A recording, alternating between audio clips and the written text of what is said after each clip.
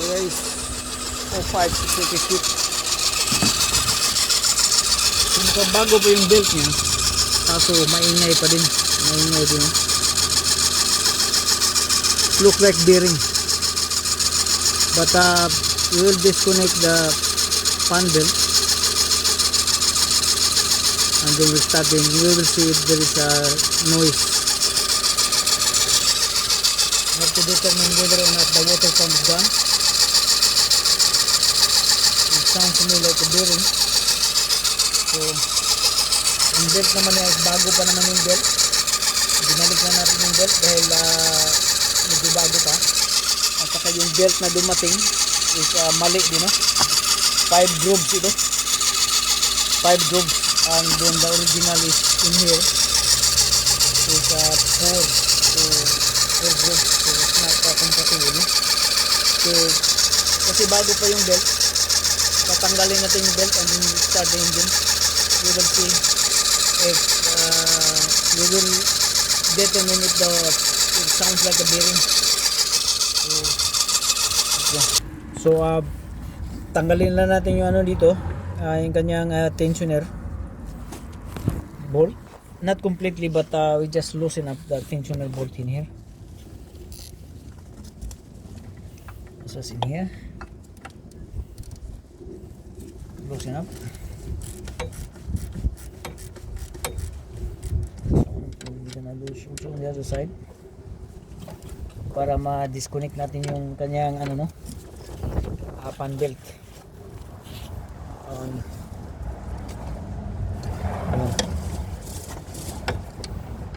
So this is how to determine whether or not the water pump bearing done.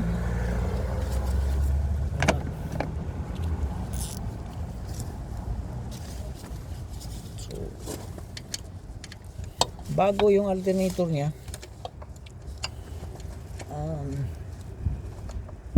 and then maingay pa din, maingay bago yung alternator. Again, the reason why we changed the alternator because it's not charging. And then another thing, the freaking belt here, it's a stretchy belt, but still noisy. As you can see, the belts look like new. It's new really. I'm gonna determine now if that noise is coming from the water pump. Oh God, gonna be kidding me. Need to undo the bolt, the Allen key on the top.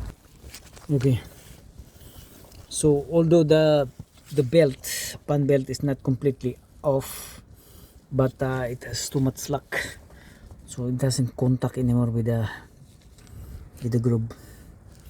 And then we can determine if the water pump bearing is gone, because sounds like the bearing is gone. Start the engine here. So the alternator belt is engaged, and we will see.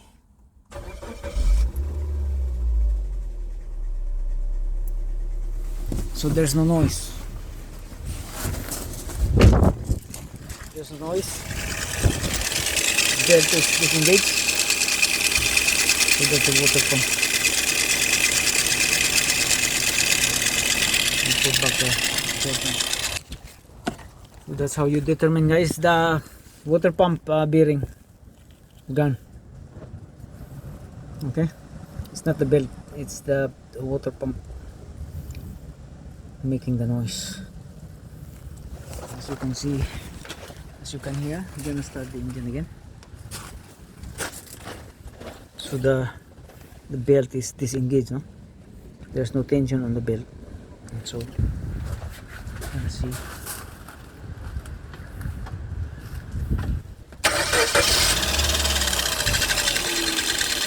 So that's the bearing, water pump.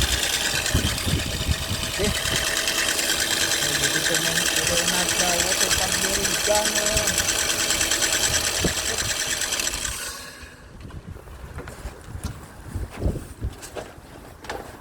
Balik natin to.